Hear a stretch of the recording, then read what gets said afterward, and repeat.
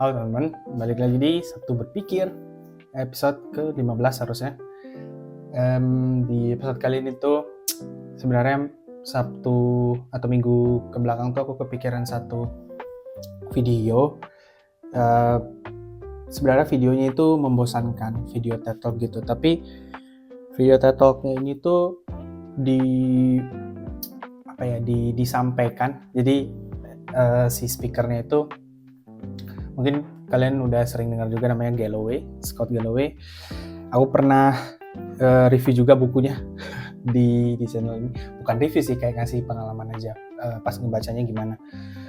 Terus di TED Talk-nya itu dia ngebahas lah kenapa kayak generasi milenial atau generasi milenial ke bawah tuh tidak melakukan maksudnya secara kondisi finansial itu tidak sebaik older generation-nya gitu. Jadi kakeknya, neneknya, terus ada anaknya, terus anaknya ini tuh secara kayak dari segi finansialnya itu tidak perform seoke bapak dan generasi sebelumnya.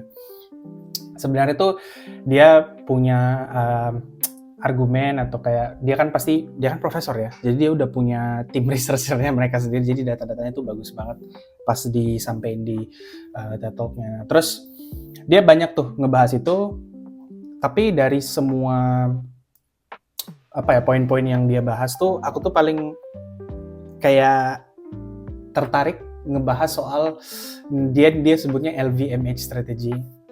LVMH strateginya Ivy Leagues gitu yang di Amerika. Mungkin udah familiar dengan Harvard, dengan Yale, dengan Princeton.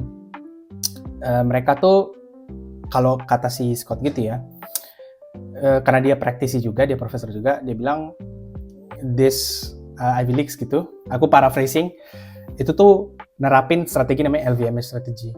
Buat teman-teman yang belum familiar dengan LVMH itu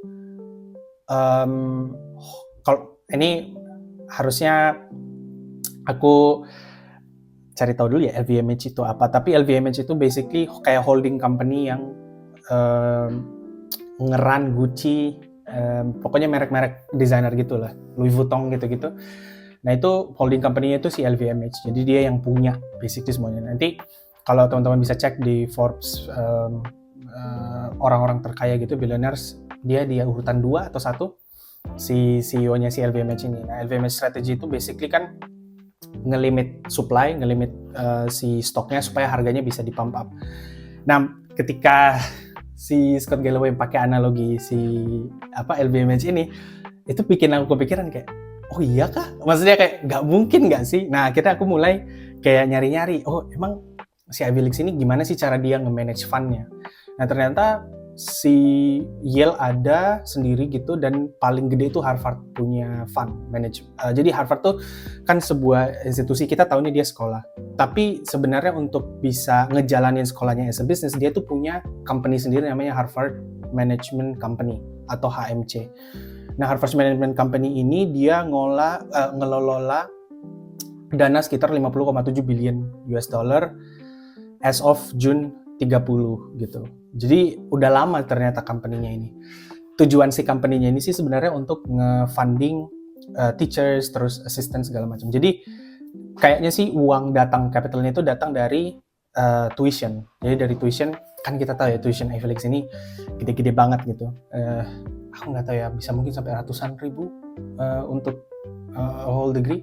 Jadi si uang yang datang dari situ tuh dimasukin ke management fund gitu, yang namanya si HMC ini. Nah LVMH strategi ternyata LVMH itu juga pakai strategi yang sama gitu. Jadi stoknya dilimitin. Stok di LVMH itu kalau di Ivy Leagues ini tuh jatuhnya cohort. Jadi kapasitas cohort maksudnya. Jadi yang kita tahu acceptance rate dari tiap-tiap Ivy League ini makin kecil kan tiap tahun. Acceptance rate mungkin Berkeley di tahun 80 itu jauh beda dengan yang sekarang. Itu karena mereka memang katanya sih sengaja untuk ngelimit stoknya itu, ngelimit stok cohortnya. Terus solusinya apa gitu kan, yang bikin yang ada pertanyaan, terus solusinya apa kalau misalnya untuk dapat degree itu kita bisa terbukti bisa perform lebih baik secara finansial gitu kan. Dia sih ngasih solusinya ya digedein cohortnya gitu. Jadi Harvard tuh nggak cuma accept 1.000, 2.000, 3.000, tapi bisa ditambahin mungkin jadi 6.000 atau 7.000 atau mungkin 10.000 gitu. Pokoknya 2-3x dibanding yang sekarang. Menurut kata dia, penelitian-penelitiannya, kalau misalnya dia gedein cohort kapasitas cohortnya 1, 2, 3 atau mungkin sampai 3 kali, itu tuh tidak akan nge-reduce quality dari si education yang dikasih sama Ivy League ini. Terus pas aku lihat, oke, gimana caranya bisa gedein cohort atau kapasitasnya, itu adalah dengan antara bikin gedung baru gitu kan. Kayak misalnya gedungnya nggak cukup gitu.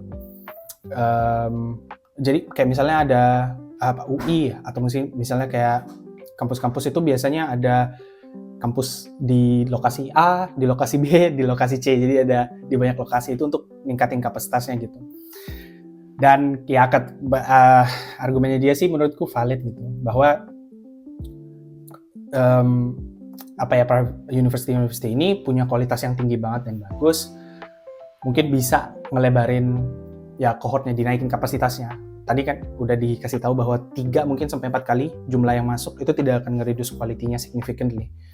Karena memang kayaknya yang ditakutin si Ivy League ini ketika dia ningkatin kapasitas cohortnya adalah kurangnya si kualitas education-nya mungkin. Itu yang ditakutin sama si kayak Harvard segala macam. Tapi bayangin dengan uang 50,7 billion US dollar yang dikelola sama si management company-nya ini aku ngitung-ngitung kasar ya. Coba kita cek tuition-nya mungkin rata-rata. Menurutku itu aja udah bisa nge-cover. Entah kenapa ya, karena menurutku 57 billion itu in IDR ya. In IDR 16 triliun ya ini ya. 16 triliun. 1, 2, 3, 4 ya. Ya harusnya sekitar segitu. Ya sebanyak itu dia ngelola dananya gitu. Kebanyakan kalau dilihat dari portofolionya si Harvard HMC ini, kebanyakan dia di Meta, Google sama Apple kayaknya. Pokoknya company-company yang di US gitu. Ini posisi-posisi yang dia taruh ya. So kayak wah, keren banget ya. Jadi alumni yang dari situ bikin gede, terus dia nggak situ dia bisa dapat potongan nggak ya gitu. Kalau misalnya dia holding posisi paling gede di Meta gitu, atau mungkin dia apa? Itu kayaknya profitable banget gitu. Kalau misalnya bisa dapat alumni cuts gitu. Ya itu sih yang bikin seminggu ke belakang tuh kayak bertanya-tanya kayak, kalau apa yang akan terjadi kalau misalnya lulusan dari si Ivy League ini 2-3 kali lebih banyak gitu. Apakah nanti secara rata-rata semua orang itu yaitu doing financially better, atau mungkin sama dengan tahun-tahun generasi sebelumnya, atau enggak, atau justru malah quality dari si Ivy League education ini berkurang gitu. Nah itu yang masih belum kita nggak tahu ya gitu. Salah satu cara lagi menurutku yang lupa di mention itu adalah dengan go online sebenarnya. Aku pernah nyari-nyari gitu Harvard University degree online. Kebanyakan tuh lebih ke certificate, graduate certificate gitu, bukan kayak di actual degree yang dimana biasanya company-company besar itu ngelihat ke situ kan, lihat oh dia dari Stanford degree-nya atau dari Harvard gitu, which means yaitu untuk bisa punya shot. Nah ngomongin soal shot atau soal chance, itu tuh dia juga nyebutin atau dia juga berpendapat bahwa kalau si Ivy League ini atau ya education itu tujuannya itu bukan nyari orang dari orang yang punya privilege gitu, jadi orang tuanya kaya terus anaknya diserap gitu sehingga bikin dia jadi lebih kaya lagi, tapi ngasih kesempatan untuk yang unremarkable kids ini untuk jadi remarkable, have a chance ini. Jadi menurut dia tugas university itu adalah ngasih chance untuk 99% untuk jadi top 1% gitu. Ya itu argumennya dia, idealnya kayak gitu, tapi mungkin realitinya beda gitu. Makanya dia bikin TED Talk gitu kemarin. Viewsnya gede banget, dan dia tuh udah jadi apa ya, kayak the voice of young generation gitu. Dan aku jujur suka banget sama point of view-nya dia ketika dia di podcast, terus di buku-bukunya yang dia keluarin juga. Itu memang dia ngambil sudut pandang kita yang memblame atau menyalahkan orang generasi yang di atas gitu. Dan statistically speaking, ada datanya bahwa memang kita di screw up. Adalah kalau di US itu kan kayak social security segala macam, menurut dia itu kayak, dia bilangnya sih generational theft gitu, pencurian generasi, di mana menurut dia social security itu harus based on needs, bukan kayak kita harus kepotong terus gitu dari tax segala macam.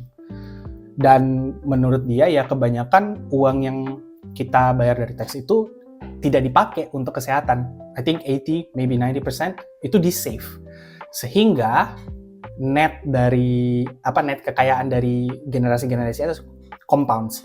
Itu bayangin dari satu aspek dari social security. Dari aspek, dia juga ngejelasin, ini gila banget. Dia juga ngejelasin dari aspek capital gains tax di US itu udah itu dipengaruhi karena pemangku kebijakannya itu 80 ke atas, like 50% kayaknya generasi boomer gitu. Jadi mereka bikin policy di mana policy itu menguntungkan mereka. Kebijakannya itu menguntungkan mereka dengan itu lowering the capital gains tax, sehingga dia bayar sedikit taxnya dia mereka itu bayar sedikit, generasi yang di atas, sehingga net worth-nya compounds berkali-kali lipat. Dan kita yang ke screw up, kita ngelihat oh my god rumah 7-8 kali dari net salary gitu misalnya. Dari kayak data-data yang udah disajin, belum lagi AI. Kayaknya di video 1 week sebelumnya itu argumenku soal AI itu tuh pesanku kayak sebenarnya lebih ke speednya sih, yang kalau Yuval tuh bilangnya alien.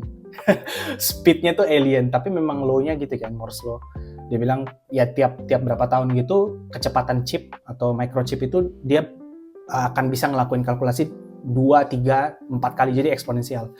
Nah, si Yuval bilang, dia didiskusikan sama Trevor, dia bilang, iya yang alien terhadap yang aneh, mengenai AI itu yang alien tuh sebenarnya kecepatannya. Kayak tahun lalu udah ganti dan makin cepat. Nah, speednya itu sebenarnya yang bikin historian atau orang-orang outside of tech itu mulai ngelirik gitu, ekonomis segala macam. Itu pada mulai concern bisa dibilang, atau mungkin lebih ke kayak apa ya, cemas kalau tahun-tahun yang kita udah lewati sepanjang sejarah manusia itu akan terulang lagi gitu lah. Ya tapi itu mungkin hanya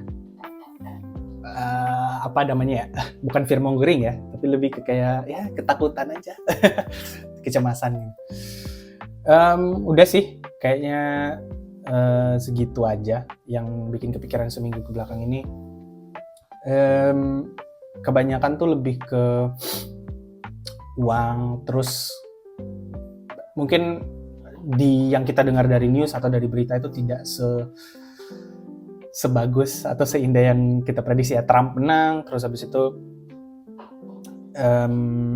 banyak pemimpin dari negara-negara yang menang itu so far, contohnya ambil Trump, so far executive order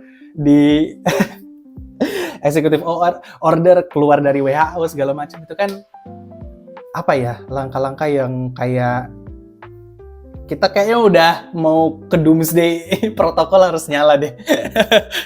Bayangin US keluar dari WHO, dia keluar dari WHO.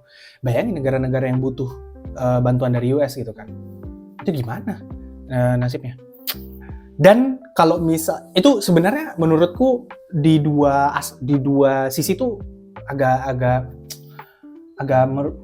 merugikan sebenarnya, karena misalnya ada ini amit-amit ada the next COVID yang bikin kita bisa survive COVID itu karena semuanya bersatu di WHO bikin vaksin 1,5 tahun, jadi US yang punya tenaga segala macam superpower gede, dia keluar dari WHO, mereka juga akan kayaknya harus ketinggalan gitu kan, karena kayak informasinya dari mana lagi kalau bukan dari situ. Jadi kayaknya menurutku keputusan dari WHO agak gimana gitu, dan ini banyak juga orang yang kritik sebenarnya di news. Kalau teman-teman ada subscribe ke Times atau mungkin ke Bloomberg gitu-gitu, itu atau CNBC itu mungkin banyak news-news yang kayak gitu. Nah,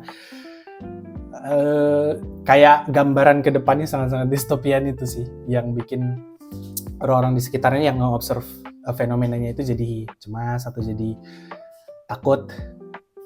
Tapi ada banyak juga yang memanfaatkan ini, nge-capitalize situasi ini gitu, dengan cara ya bikin kayak aku sekarang gitu, bikin konten yang distopian gitu, thumbnailnya distopian. Tapi ya ini hanya opini, belum terjadi kan. Jadi ya kita nggak tahu, kita bisa mantau dan observe. Oke, kayak segitu aja guys, Satu Berpikir kali ini. Sampai jumpa di Satu Berpikir selanjutnya. Dan ya, bye-bye.